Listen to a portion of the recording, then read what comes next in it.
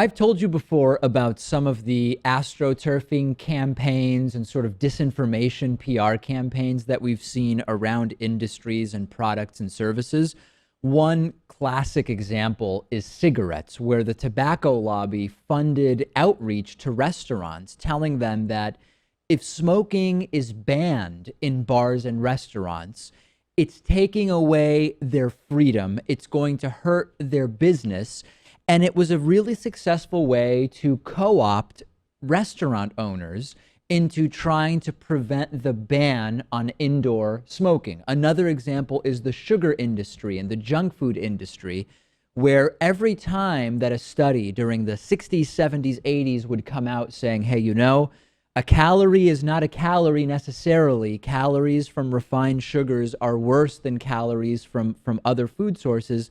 The sugar and junk food industries would put out studies where they wouldn't straight up lie and say there's no negative health impact from having a lot of calories from sugar, but they would basically say, it's not really clear that the source of calories is going to have an impact on health. 100 calories from an avocado is the same as 100 calories done by eating spoonfuls of sugar, which, by the way, wouldn't be many spoonfuls at all.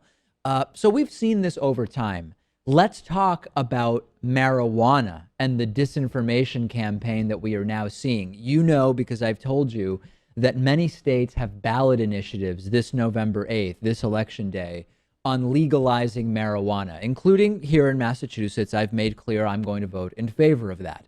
Now, opponents of this ballot initiative in Massachusetts have come up with a new, absolutely ridiculous ad campaign which basically hits every anti-legalization talking point in 30 seconds. It's called Neighborhoods. It focuses on a mother and daughter driving past a comical number of marijuana dispensaries en route to their local toy store. And of course, in the commercial, the toy store is also next to yet another marijuana dispensary.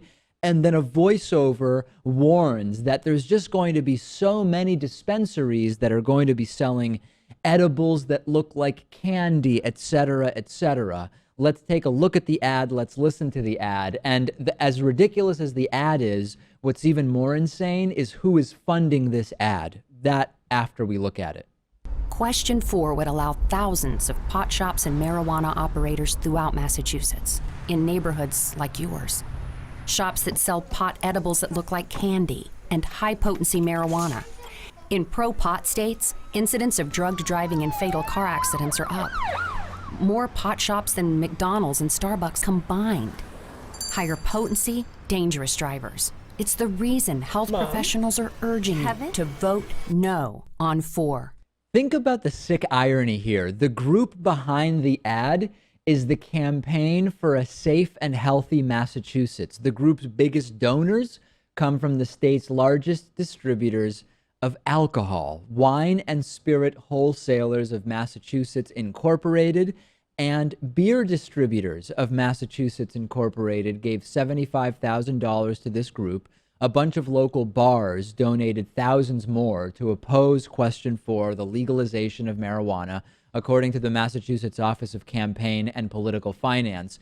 Alcohol is responsible for an insane number of fatal car accidents, and alcohol, unlike how marijuana would be if legalized, isn't sold only at alcohol-only stores. You can get alcohol at supermarkets. You can get alcohol at convenience stores. You can get it almost everywhere. And edibles look like candy.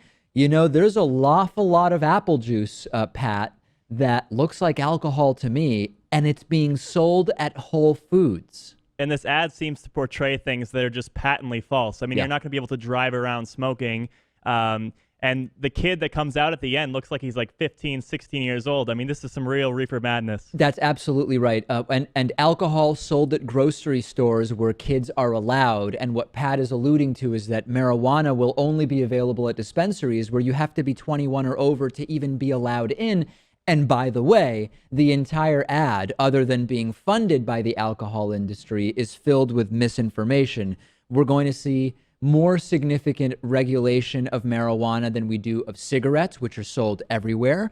Licensed dispensaries, you have to be 21 plus, obviously, to be in there. There's zero evidence that recreational marijuana has had any effect on the rate of fatal car crashes in Colorado, where, in fact, fatal car accidents fell during the first year that recreational marijuana was publicly and legally available.